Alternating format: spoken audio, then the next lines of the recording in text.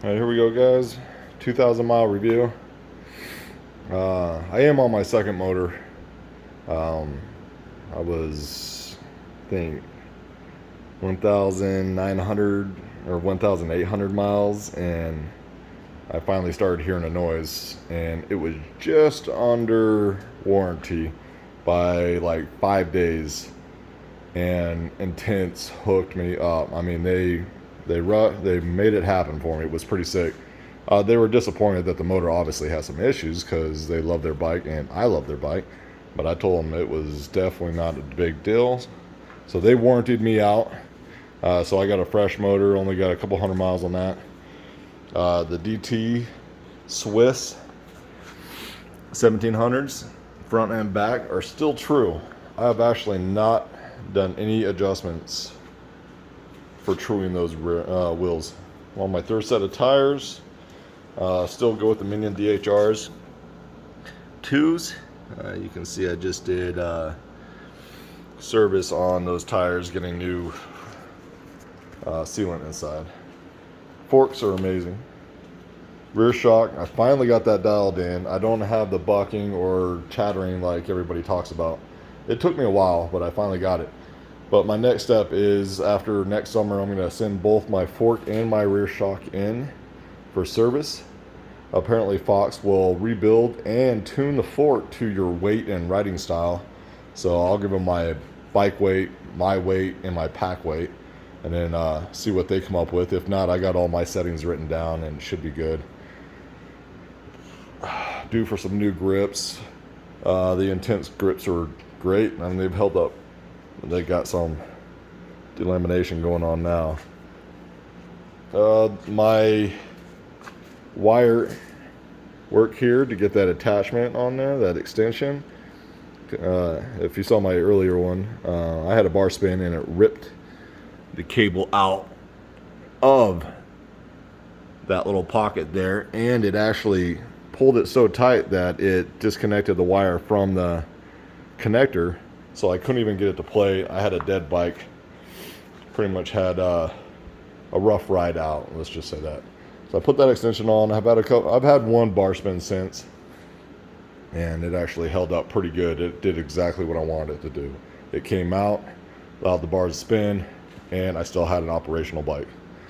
My XT brakes are amazing. I'm on my second pair of pads. After next summer, I'm also going to do pads and rotors. I imagine they're getting pretty close. So my second motor is awesome. It was actually a real easy install. They sent me a new one. I still rode it, even though I had some bearing noises. Until the new one got here. Then I pulled out the old one, put in the new one. Probably took me about half a day. And then new one's phenomenal. I had to send the old one back, otherwise I was going to break it open for a video. But I didn't want to pay the $1,000 for the warranty core charge, or whatever you want to call it. So yeah, you all know about my little tool water bottle holder. I got all my tools. I'll actually represent. I like Snow Recyclery. That's my local area, Snow Recyclery. So a couple things. This pad right here has actually saved me quite a few times. You can see where I've had some scuffs, some scratches and stuff like that. I got some rocks. Sometimes I go down because I can't control myself. So this is actually this pad right here. So what I did was I ordered a whole new set of these rubber protection. There we go, I'm sorry. Rubber protection. So I took the lower one and I put it on this side. I felt it was a lot cleaner. It's got the Intense on it. It's not just the Kydex that I had on before. And it will protect my carbon fiber.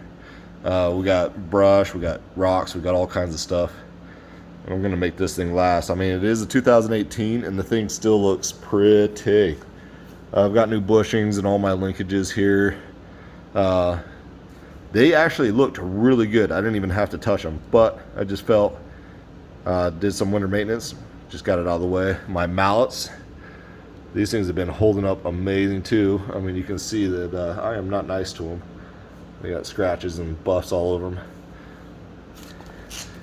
Just an example of the kind of riding I do. Because I try going fast, sometimes you just can't get over that lip. So this right here, this used to be Kydex. What I did is when I got the whole kit for the new rubbers, the chainstay protector, as you can see, there we go. Sorry guys, I'm not doing too well. It's split right there, but it's got the Intense. This chainstay protector is actually this piece. What I did is just flipped it, stuck it on. The only part that didn't fit too well was this end here, so I just did a couple zip ties. But way cleaner than that Kydex that I did. And it had that double-sided tape, and it's just been nice. These aren't scratches, this is just that protective tape. I need to replace that. Obviously you can see I get shoe rub on there. I've had to go get some fingernail polish as close to the color as I can because I've gotten some hits and I try to protect the carbon fiber. Intense says I don't necessarily need to, but I do it just because of cosmetics. As you can see, I get some rim hits, but this rim is true. And I haven't even touched it. It's amazing. Dropper post has been amazing. I don't know what they made this fabric seat out of, but it's got 2,000 miles on it. And you know if you're on an e-bike, you're on it a lot. And it's held up nicely. On my second SLX, I had to replace this lower roller on my previous one after about, I think it was 800 miles. But this SLX has been great. Plus, it's a lot cheaper to replace than an XT, and it's more stout. It can take hits a little bit better. This is up for replacement. My SLX cassette, and this chain, believe it or not, I've done so much maintenance on this chain that this is the original chain with 2,000 miles. I just did a stretch test on it and it's due for replacement, so I have that. I'll probably be doing that at some point. Let's see here. This is the original cassette up here, the 34 tooth. As you can see, the teeth up here are just great. It's banging the gears that make that rear one wear down a little bit faster. The bike is still immaculate. I still love it. This is just a plastic door, so I wasn't worried about putting another protection on that side. So that's it, guys. I mean, this is what a 2,000 mile, over 2,000 mile e-bike looks like. And I'm still happy with it. I still love it. It is my favorite bike. I don't know if you guys know, but I also have my Siberian Husky. Also have this Bike 9.0 downhill. It's got over 200 millimeters of travel. This thing rips. It's got the Honda PWX. Love this bike as well, but that's more for bashing on rocks. When it comes down to comfort and longevity and stuff like that, this is my go-to bike. Typically what I'll do is I'll take both bikes and then get one spin on the downhill bike, and then I'll probably get 2, maybe 3 spins on this. So if I ride in eco after work and I'm just trying to bust out a 40-50 minute ride, I could typically do that in boost completely, about I'd say 18-19 miles in boost, and get a ride in. Otherwise, if you ride in trail, you could get probably about 22, 23. I'd say maybe more than that. But eco, which, let's get real, it ain't fun in eco. But in eco, you could probably, I guarantee you could get over 30. I don't know for sure because I don't ride eco unless it's necessary. Anyways, guys, that's my 2,000 mile review. Everything's great. I mean, I still have no regrets over this bike. I know the new bikes are coming out with similar geometry, higher torque, bigger batteries. But that's the thing is I do have a spare battery. This is only a 504. I do have a spare battery. I actually have it in my Vertex backpack here.